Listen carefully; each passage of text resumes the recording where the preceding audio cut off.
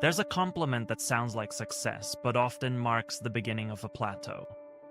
Your manager pulls you aside and says, "I know I can always count on you." You feel valued, recognized, essential. What you don't realize is that you just became too expensive to promote.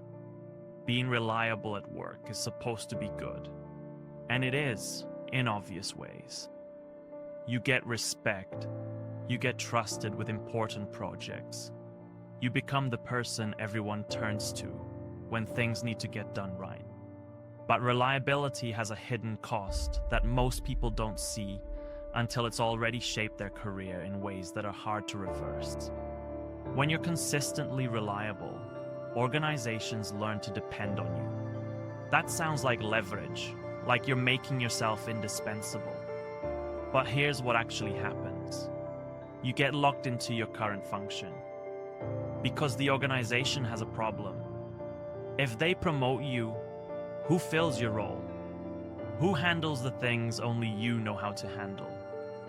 From their perspective, promoting you creates risk. Keeping you creates stability. So reliability stops being a path to advancement and becomes a reason to keep you exactly where you are. This is the paradox. The better you are at your current job, the harder it is to leave it. You've been optimized into place.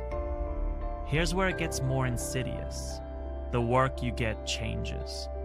When you're known as reliable, you stop getting interesting work. You get urgent work. The project that's behind schedule. The client that's difficult. The problem that needs someone who won't drop the ball.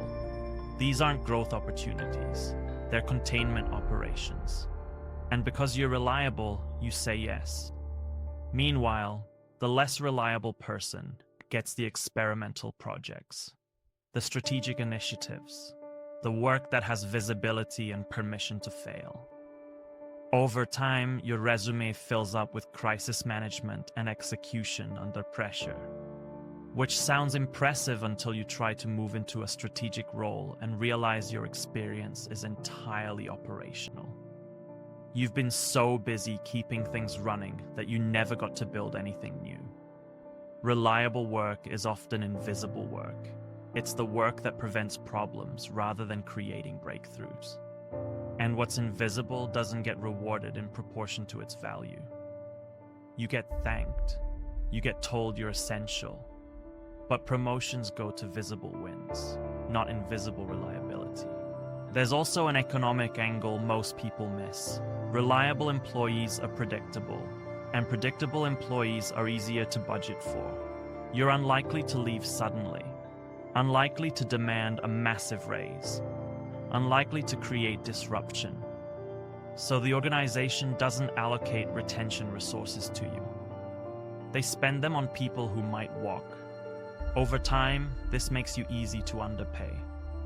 Not dramatically, just enough that you slowly fall behind market rate.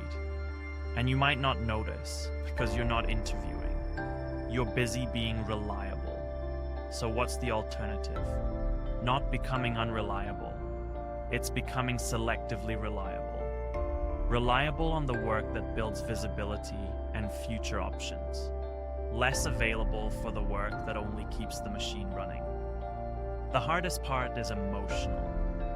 Reliable people build their identity around being needed. But the very trait that made you successful at one level can prevent you from reaching the next.